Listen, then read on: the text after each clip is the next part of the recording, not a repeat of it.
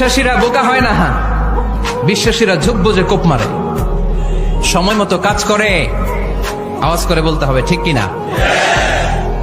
তাহলে এই সময়গুলো দোয়া করলে কবুল করবে কে? মুসাফিরের দোয়া আল্লাহ ফিরায় না, সফর করলেই দোয়া। মাজলুমের দোয়া আল্লাহ ফিরায় না, কেউ জুলুম করলেই দোয়া। আম্মা আব্বার দোয়া নিলে এই দোয়া আল্লাহ ফিরায় না। আম্মা আব্বার কাছে দোয়া চান তো?